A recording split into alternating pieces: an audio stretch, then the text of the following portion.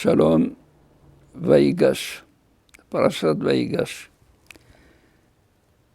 À la fin de la parashat de Miketz, Yosef a reçu ses frères, qui étaient parmi les demandeurs de blé.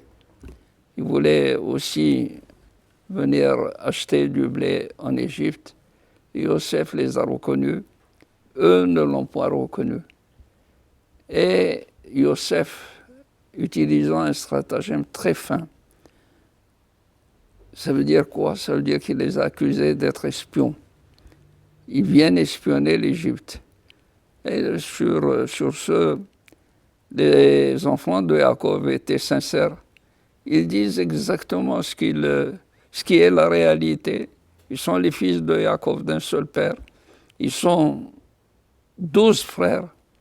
Un reste avec leur père et l'autre, on l'a perdu de vue. On ne sait pas où il est, qu'est-ce qu'il devait.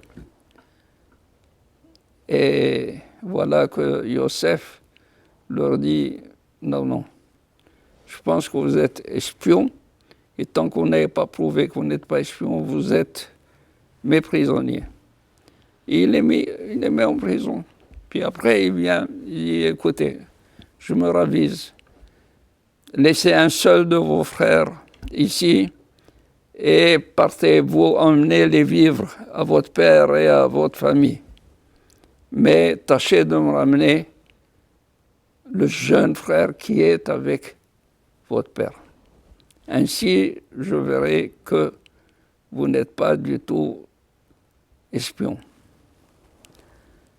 On pourrait se poser la question pourquoi il les accuse d'être des espions. Rappelez-vous que Yosef espionnait ses frères.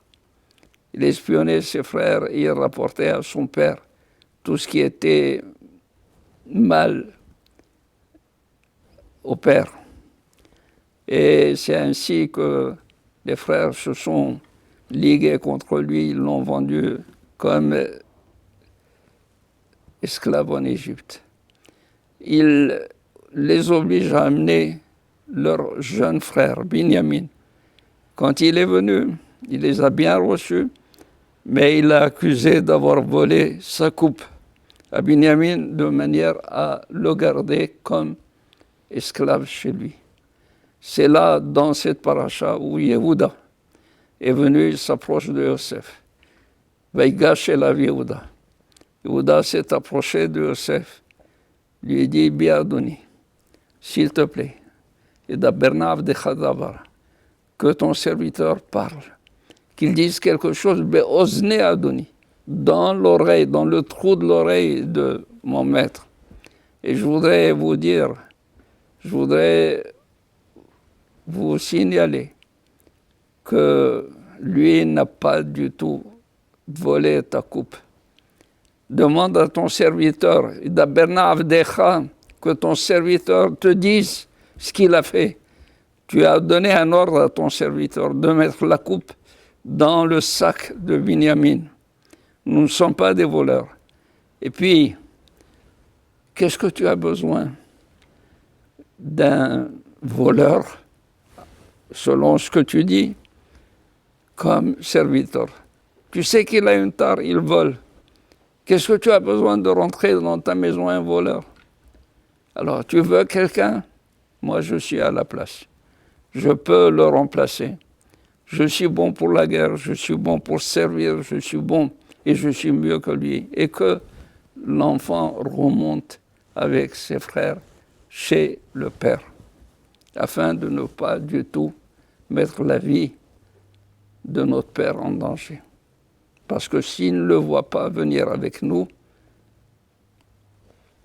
le père mourra de peine, de douleur, de souffrance. Sur ce, Yosef, il se fait connaître de ses frères. Je suis Yosef. C'est moi que vous avez vendu en Égypte. Je suis là. N'ayez aucune peine. Ça, c'est la main du ciel, la main du Créateur qui m'a envoyé au-devant de vous pour vous préparer de quoi manger pendant ces 5 années encore de disette, 5 années de famine. Alors, dites à mon père de descendre tout de suite, de venir me voir. Alors, quand ils sont revenus, c'est sûr que Yaakov Avinu, après 22 ans de séparation de Yosef, de ce Yosef qu'il aimait tant, alors il a dit, je descends en Égypte. Il a consenti à descendre en Égypte. C'est ce que Akadosh Baruch Hu voulait. Akadosh Baruch Hu avait voulu justement mettre en branle la servitude, les 400 années de servitude en Égypte pour tous les enfants de Yaakov jusqu'à leur sortie et un emplacement dans Eretz Israël. À la semaine prochaine.